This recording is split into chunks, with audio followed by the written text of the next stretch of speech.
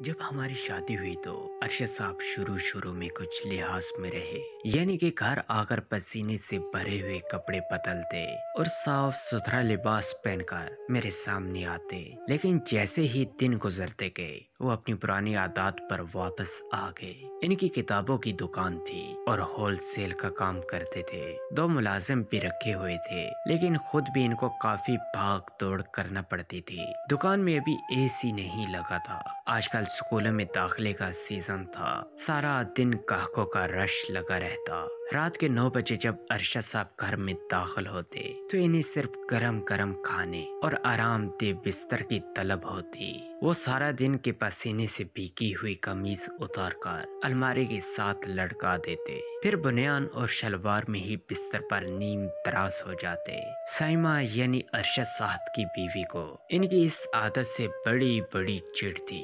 وہ اکثر کہتی رہتی کہ کم از کم بنیان ہی بدل لیا کرو، سامنے الماری میں دھلی ہوئی رکھی ہوتی ہے۔ ارشد صاحب کو سائمہ کے الفاظ پر اندر ہی اندر شرمندگی ہوتی، لیکن وہ ان مردوں میں سے تھے جو بیوی کے سامنے اپنی غلطی ماننا جرم سمجھتے تھے۔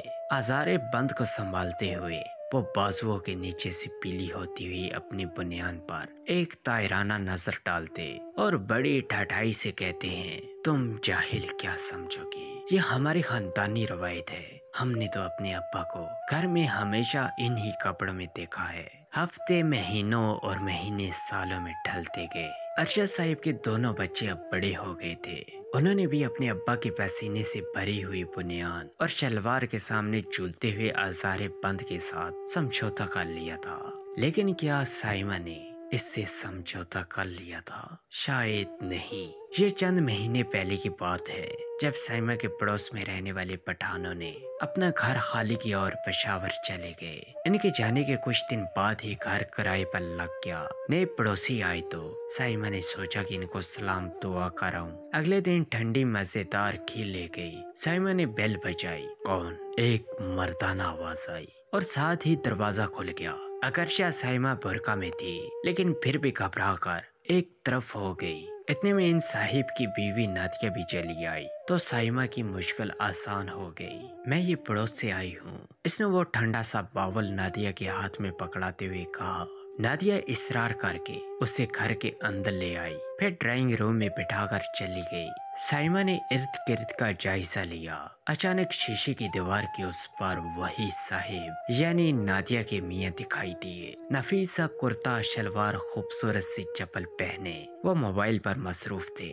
ہاتھ میں خوبصورت سی گھڑی تھی، بال بھی بڑے سلیقے سے بنائے گئے تھے، شاید یہ لوگ کہیں جا رہے تھے۔ میں ایسے ہی آ گئی، سائمہ نے کچھ شرمندگی سے سوچا۔ اتنے میں نادیہ کولڈ ڈرنک لے آئی۔ آپ لوگ کہیں جا رہے ہیں؟ سائمہ نے پوچھا۔ نہیں تو آپ آرام سے بیٹھے نا، نادیہ نے خوش دلی سے کہا۔ اچھا، پھر کسی شادی سے آ رہے ہیں؟ اب کی بار سائمہ نے یقین سے کہا۔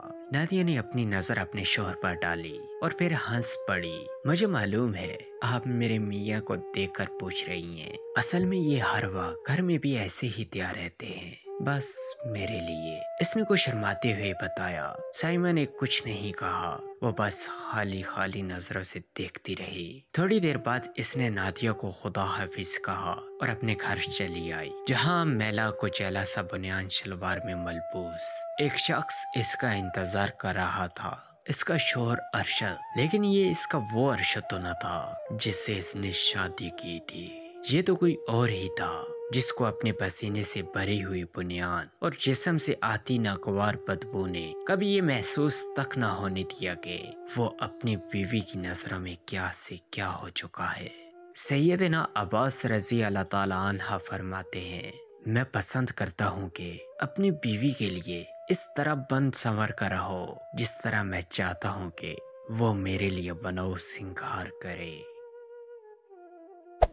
Hey there. Subscribe to my channel. And also press this bell icon.